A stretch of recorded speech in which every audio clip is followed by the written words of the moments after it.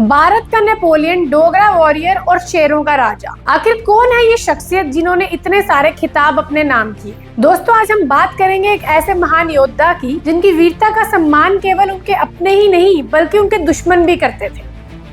क्या आप जानते हैं कि वह योद्धा कौन थे और जम्मू कश्मीर में उनका क्या योगदान था?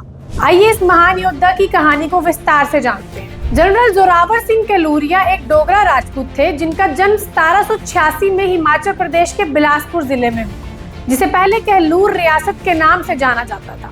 उनके जीवन की शुरुआत बहुत ही साधारण थी और उन्हें कोई औपचारिक शिक्षा नहीं मिल सकी। दरअसल परिवार में संपत्ति विवाद के कारण उन्हें अपने गांव से भागना पड़ा। घर से भागकर वह रोजगार की तलाश में हरिद्वार पहुंचे, जहां उनकी मुलाकात राणा जसवंत सिंह से हुई।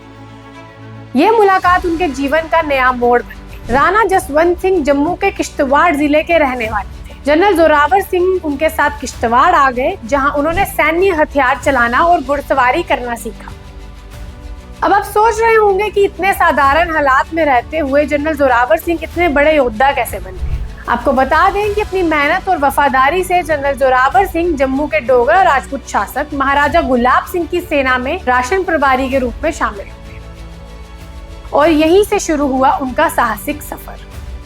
अपनी वीरता और योग्यता के दम पर वह महाराजा गुलाब सिंह की सेना में प्रमुख सैन्य कमांडर और राजनेता बन गए। इसके बाद उन्हें रियासी का किलेदार और फिर किश्तवाड़ का गवर्नर नियुक्त किया गया। रियासी में स्थित उनका किला आज भी उनकी बहादुरी की याद दिलाता है। अब जानते हैं कि जनरल जोरावर सिंह को भारत का नेपोलियन और शेरों का राजा का खिताब कैसे मिला। जनरल जोरावर सिंह को भारत का नेपोलियन इसीलिए कहा जाता है क्योंकि 19वीं शताब्दी में जनरल जोरावर सिंह ने केवल 5000 डोगरा सैनिकों के साथ मिलकर लद्दाख, तिब्बत, गिलगित बाल्टिस्तान और स्कार्दू जैसे दुर्गम क्षेत्रों पर डोगरा परचम लहराकर जीत हासिल की थी। उनकी सैन्य रणनीति, संघर्ष की भावना और नेतृत्व के कारण वह इतिहास में एक महान विजेता के रूप में स्थापित हो गए।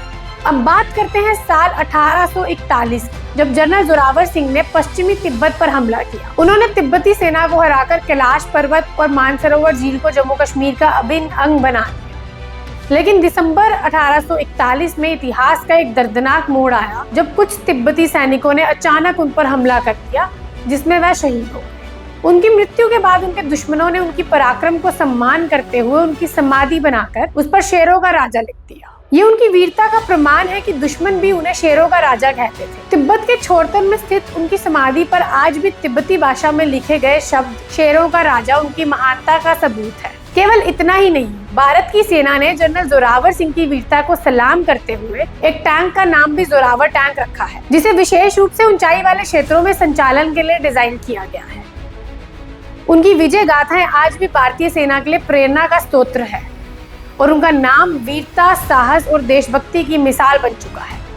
जनरल जोरावर सिंह का योगदान और उनकी कहानी हमें हमेशा अपने देश के लिए संघर्ष और सच्चे देशभक्त बनने की प्रेरणा देती है। जम्मू कश्मीर के इतिहास के बारे में ऐसी चीजें जानने के लिए हमें सब्सक्राइब जरूर करें।